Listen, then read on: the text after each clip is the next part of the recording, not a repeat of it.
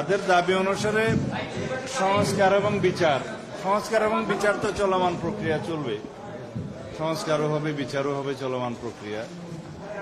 এখানে আর দুটো দাবি নিয়ে আপনারা যেটা প্রশ্ন করলেন যে পিআর পদ্ধতিতে নিম্ন কক্ষের অর্থাৎ জাতীয় সংসদের নির্বাচন তারা চায়, সেটা তাদের রাজনৈতিক অবস্থান থেকে, দলের অবস্থান থেকে চাইতেই পারে, কিন্তু বাংলাদেশের বাস্তবতায় এবং ইতিপূর্বে সংস্কার কমিশনে আমাদের সাথে যেভাবে আলোচনা হয়েছে, সেই পিআর পদ্ধতির নির্বাচনের মধ্যে আমরা কোনো ঐক্যমত পাইনি।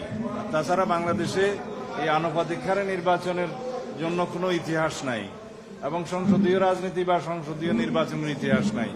বাংলাদেশের রাজনৈতিক কালচারে সেটা একটা নতুন আইডিয়া, যার জন্য অনেক রকমের পরীক্ষা নিরীক্ষা পৃথিবীর বহু দেশে হয়েছে, সেটা কখনো দেখেছি আমরা আমাদের এই দেশের জন্য প্রযোজ্য নয়। এবং যেখানে যেখানে প্রযোজ্য আছে সেখানে অনেক জটিল অবস্থা।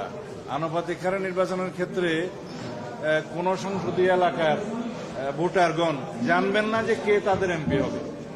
তাছাড়া তাদের এমপিদের কাছে তারা যে যাবেন, তারা নির্ধারিত কোনো ব্যক্তিকে খুঁজে পাবেন না। আর আনুপাতিক হারে নির্বাচনের কথা যারা বলছেন, তাদের একটা উদ্দেশ্য আছে। যারা স্থানীয় সরকারের নির্বাচন জাতীয় সংসদের নির্বাচনের আগে চায়, তাদের একটু উদ্দেশ্য আছে, হয় নির্বাচন বিলম্বিত করা অথবা বাংলাদেশের নির্বাচন না হওয়া। এটা তাদের উদ্দেশ্য থাকতে পারে। তবে আমরা বাংলাদেশের মানুষ ঐক্যবদ্ধ আছি। এদেশের সকল গণতন্ত্রকামী মানুষ সংগ্রাম করেছে স্থানীয় সরকার নির্বাচনের জন্য নয়, একটি সুষ্ঠু, নিরপেক্ষ, অবাধ ও জাতীয় সংসদ নির্বাচনের জন্যই আমরা দীর্ঘ 17 বছর সংগ্রাম করেছি। আমাদের ভোটাধিকার প্রয়োগের জন্য আমরা অসংখ্য জীবন হারাতে হয়েছে। আমাদের ছাত্র গণ অভ্যুত্থান হয়েছে, শহীদের রক্তের আকাঙ্ক্ষা হলে এদেশের জন্য প্রকৃত একটি শক্তিশালী গণতান্ত্রিক রাষ্ট্র বিনির্মাণ হয়।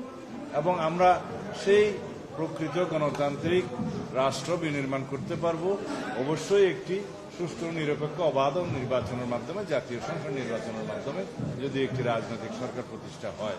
এর বিষয়ে আমার বক্তব্য নেই। কালকে কমিশনে আবারও ডেকেছে, আলোচনা করছেন, আপনি ভিতরে বক্তব্য বললেন। আসলে এই পিআর পদ্ধতির কোনোটা নিয়ে আসলে একমত হচ্ছে না। এভাবে কতদিন আলোচনা চলবে? আসলে পিআর পদ্ধতির ইস্যু এখনো আসেনি।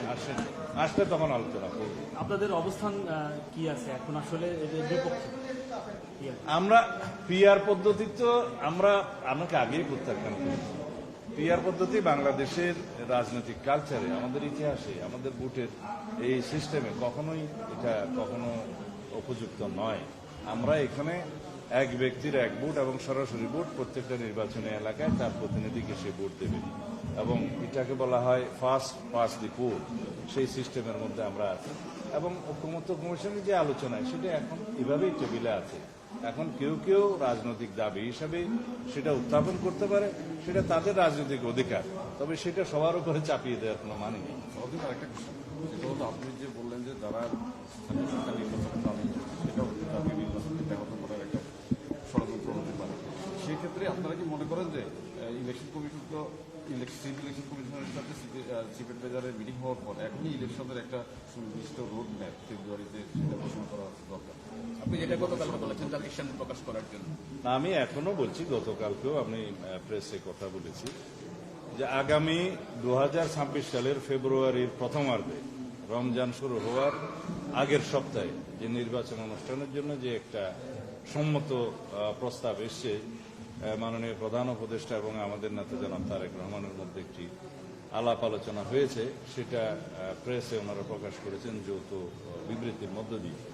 সেটা তখনই কার্যকর হবে যখন উনি ইলেকশন কমিশনকে একটা যথাযথ প্রক্রিয়ার মধ্যে দিয়ে সেই মেসেজটা দেন, ইনস্ট্রাকশনটা দেন এবং প্রধান উপদেষ্টার কার্যালয় থেকে এবং নির্বাচন কমিশন থেকে অথবা উভয় পক্ষ একই সাথে প্রেসে যখন বলবে, জাতিকে যখন জানাবেন, তখনই আমরা প্রকৃতপক্ষে আশ্বস্ত হব যে আমরা সেই সময়ে নির্বাচনটা পাচ্ছি।